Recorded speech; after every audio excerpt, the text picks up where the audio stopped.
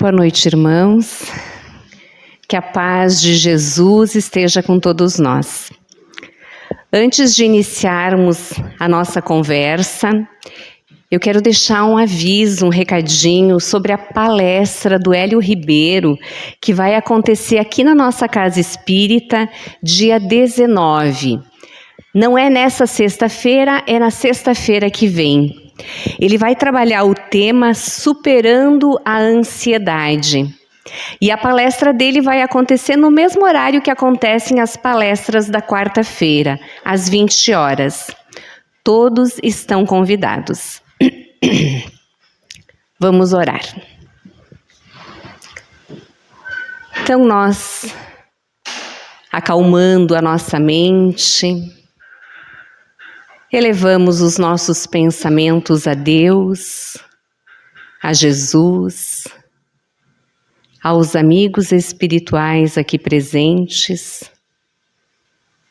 pedindo a permissão deles para iniciarmos essa nossa conversa em torno do Evangelho de Jesus.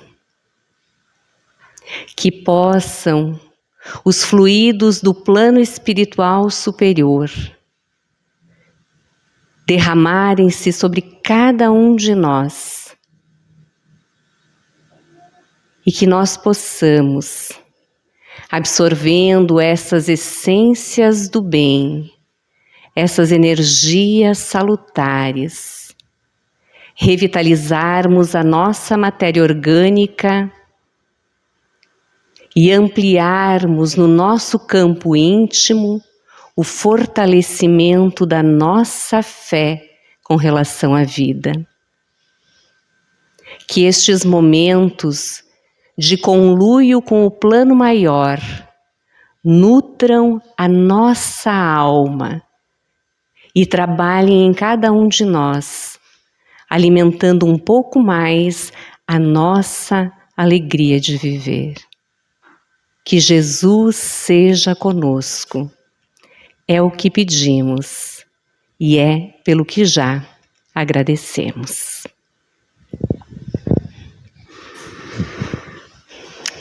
A nossa conversa da noite de hoje, ela está embasada num tema. Depois do erro, o que fazer? Essa questão ela vai movimentar as nossas reflexões da noite. Nós vamos partir do pressuposto que, depois de nos equivocarmos, que caminho devemos seguir. E para que a conversa fique bem embasada, eu vou fazer uso de uma história, para que a gente possa caminhar mentalmente juntos e elaborar esse tema no nosso campo íntimo.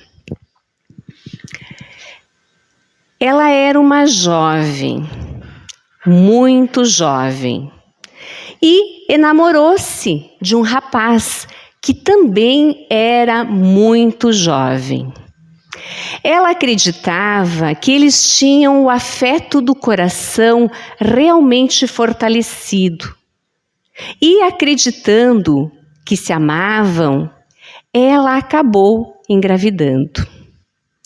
Quando descobriu a gravidez, ela foi conversar com o ser eleito, feliz, contando-lhe a novidade que estava grávida.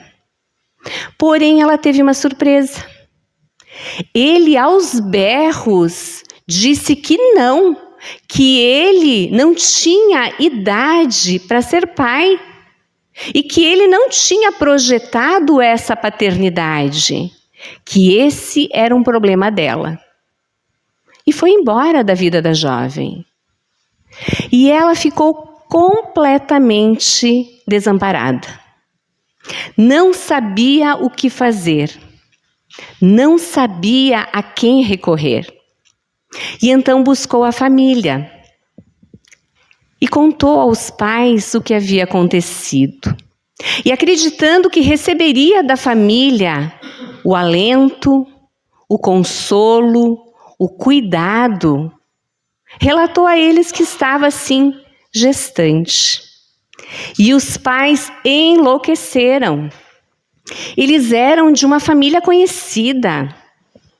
Eles eram de uma família abastada.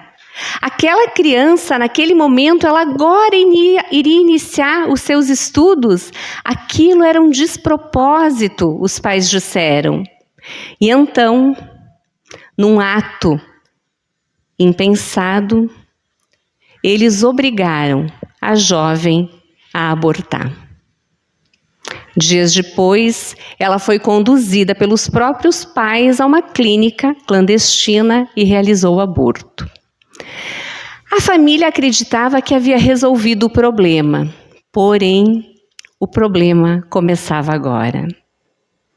A jovem entrou num profundo estado de depressão. Inúmeros médicos, inúmeros psicólogos, inúmeros psiquiatras foram visitados para ver se conseguiam regularizar o campo emocional da jovem, mas não tinha jeito. Desalento profundo, perda da alegria de viver, depressão. Os anos se passaram, ela sempre sendo medicada, sempre sendo cuidada. E nós vamos encontrá-la agora já num corpo maduro. É uma mulher madura, quase 50 anos. E ela ainda carregava dentro de si o sentimento de culpa e a depressão. Muita coisa já havia modificado na vida dela. Mas ela nunca teve mais uma outra relação e nunca teve filhos, não teve mais filhos. Então, uma amiga que a conhecia bem e sabia do seu drama, convidou ela para ir numa casa espírita. E ela aceitou. Lá, ela passou pelo que a gente chama de atendimento fraterno, que é uma conversa com um trabalhador da casa. E nesse atendimento fraterno, nessa conversa fraterna, ela declinou todas as dores que iam no seu coração e falou da mágoa, da culpa, da amargura que carregava. E o atendente então explicou para ela inúmeras coisas, entre elas que a morte não mata o espírito. E que todos nós já nos equivocamos inúmeras vezes. Porém, existe uma forma para que a gente possa restabelecer o equilíbrio de consciência após o erro. E essa fórmula foi deixada pelo Cristo. O amor cobre a multidão de pecados. É preciso amar, é preciso trabalhar no bem. E ela então foi convidada a começar os estudos na casa espírita. E ela aceitou e começou a estudar. Alguns meses depois, ela foi convidada a participar da evangelização infantil que era feita na casa espírita. E ela aceitou e começou a dar aulinhas de evangelização para as crianças. E então ela foi convidada para participar como voluntária numa casa que atendia crianças abandonadas. E ali ela começou a trabalhar e começou a desenvolver, a projetar todo aquele sentimento maternal que ela tinha represado dentro dela e que nunca tinha sido colocado em favor da vida. E ali ela foi trabalhando, ajudando, cuidando daquelas crianças, e os anos foram passando e ela foi começando a sentir uma paz interior.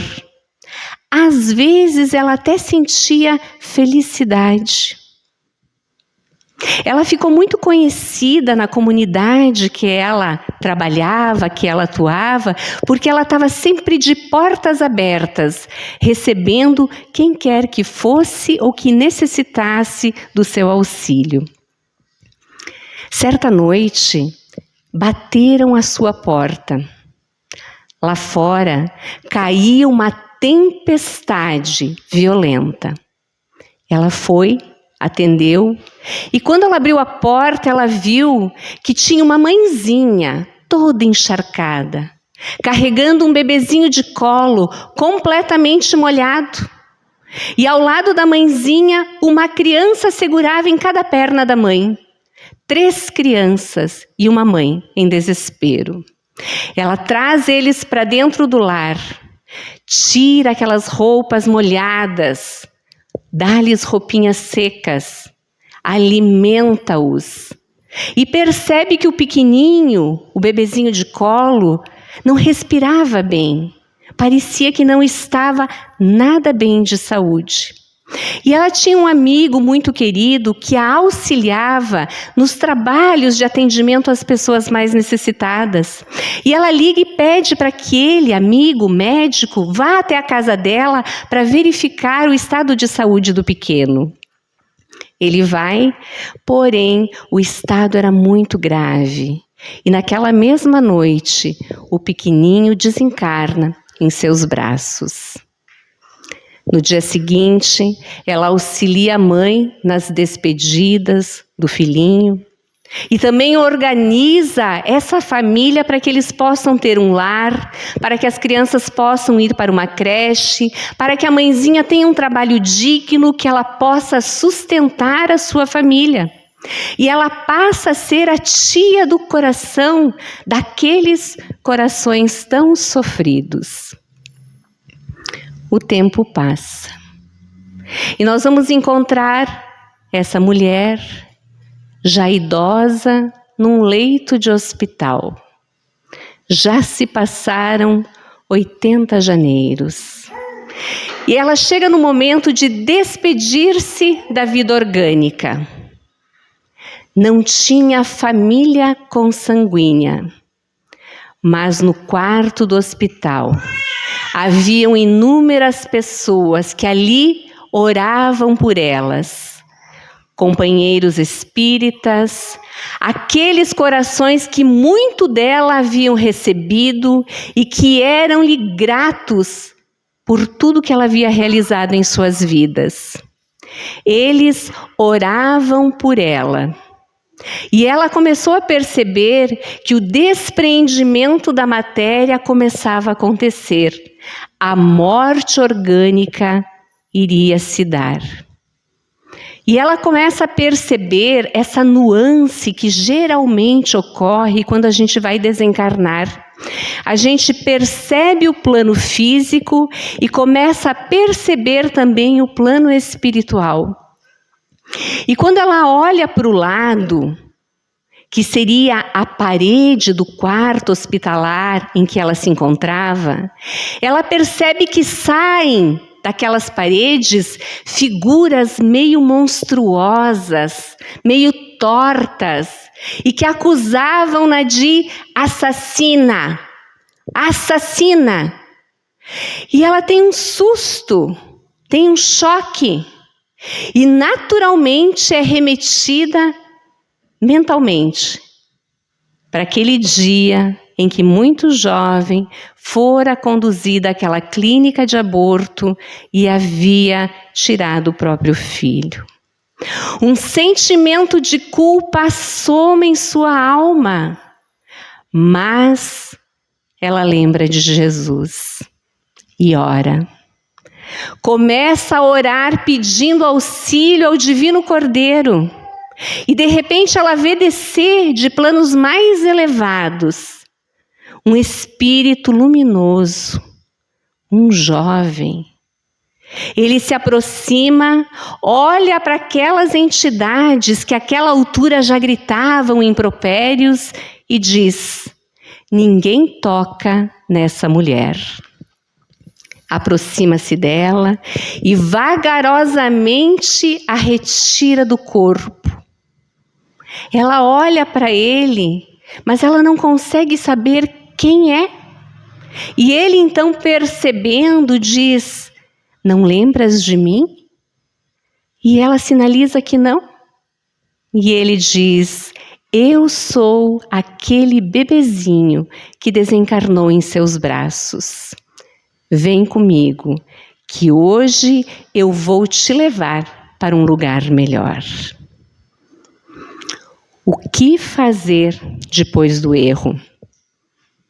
Recomeçar.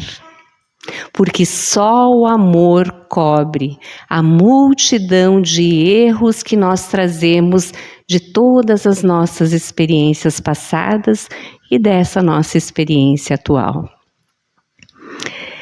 Emmanuel, no livro Encontro Marcado, ele tem um texto que é intitulado Quando o Erro Apareça.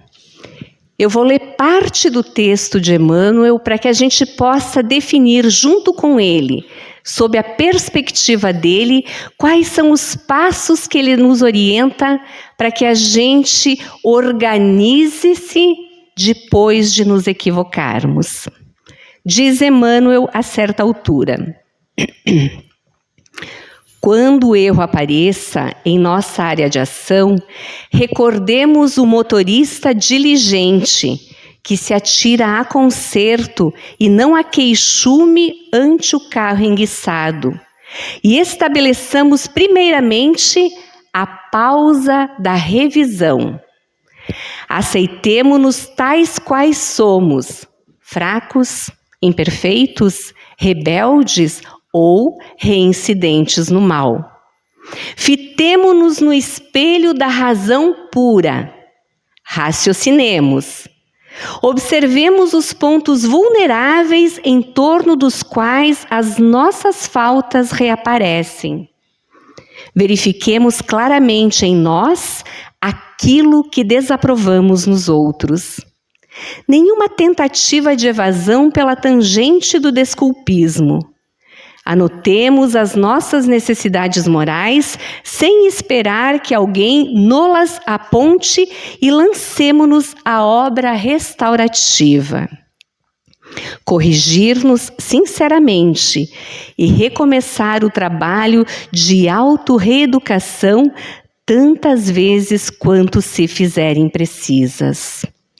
Por maior seja o erro em que estejamos incursos, reiniciemos pacientemente a tarefa em que nos malogramos recorrendo à oração. Em verdade, ninguém pode substituir-nos no esforço que é nosso, mas todo esforço somado à oração quer dizer nós com Deus. Em linhas gerais, Emmanuel nos traz 3 momentos bem importantes para que a gente possa modificar a nossa conduta depois de nos equivocarmos. O primeiro que ele coloca é fazer a pausa da revisão, que significa o quê? Olhar no espelho da razão e observar aqueles pontos vulneráveis que a gente tem em nós. Isso é extremamente importante. Onde estão as nossas vulnerabilidades? Nós precisamos saber. Depois ele nos traz a possibilidade e a necessidade da gente perceber quais são as nossas necessidades morais e aí iniciar o processo de correção e recomeço. E termos a certeza de que o esforço é nosso. Nós nos equivocamos sozinhos, por conta e risco. Então esse esforço é nosso. Nós devemos empreender o esforço no nosso soerguimento moral, espiritual. Porém, se nós conseguirmos fazer essa ligação com Deus, na hora da corrigenda, seremos nós e Deus. Vejam que coisa linda. Erramos sozinhos, mas na hora da corrigenda, Deus segue conosco. O que fazer depois do erro? Retomar o bom ânimo e recomeçar. E pensando nisso, nós recordamos do apóstolo Pedro. Pedro, ele teve aquele episódio de negar o Cristo 3 vezes. E aquilo macerou a sua alma de uma maneira tão forte que mesmo depois do retorno do Cristo à pátria espiritual, ele ainda carregava o sentimento de culpa por ter negado o Cristo por 3 vezes. Ele já trabalhava na Casa do Caminho, mas mesmo assim não conseguia nutrir a alegria de viver. E então, num certo dia, depois de um dia intenso de trabalho na Casa do Caminho, desolado, desalentado, ele vai até a sombra de uma árvore centenária, senta-se e chora. Chora copiosamente, aos prantos, porque sente o sentimento de culpa. Longos minutos se passam, até que o choro convulsivo se acalma, se esvai. E ele então levanta a cabeça, e quem ele vê sentado ao seu lado? A figura doce de Jesus. O Cristo pedagógico, psicológico, olha para ele com ternura e faz aquele questionamento: Pedro, por que choras? E Pedro então diz: Senhor, eu me sinto um inútil, eu me sinto culpado. E o Cristo olha para ele com ternura e diz: Pedro, retoma o bom ânimo, recolhe as minhas sementes e sai a semear. Mas, Senhor, eu te neguei 3 vezes, eu sinto culpa, eu não me sinto fiel a ti. E o Cristo olha para ele com a mesma ternura e diz: Pedro, se passares as horas lamentando o fato de me haver negado 3 vezes, quando encontrarás tempo para ajudar aqueles que me negam a cada instante? Retoma o bom ânimo, recolhe as minhas sementes e sai a semear. Depois deste encontro, Pedro seguiu à risca o que o Cristo falou. Não ficou mais à beira do caminho se lamentando, chorando. Recobrou o bom ânimo e realmente semeou o Evangelho de Jesus. Esse é o convite que o Cristo traz para cada um de nós. Que nós tenhamos a coragem, após o erro, de retomarmos o bom ânimo, recolhermos as sementes do Evangelho, organizá-las dentro de nós e disseminá-las nesse mundo que muito precisa de Jesus. E para encerrarmos a nossa breve conversa, eu encerro com uma poesia, porque eu sou muito afeita às poesias, que fala sobre seguir Jesus. Diz assim: se errastes, afrontando as leis da vida, e tombas qual rosa fenecida, não penses que a sorte te condena ao pranto e à dor de eternas penas. Se erraste, procura Jesus e a Ele diz o quanto te sentes infeliz e adentra nas luzes do Evangelho. Retira a couraça de homem velho. Teu mestre não quer que vivas triste. Começa a vencer onde faliste. Retoma a esperança que perdeste e segue Jesus, que o rumo é esse. Vamos orar.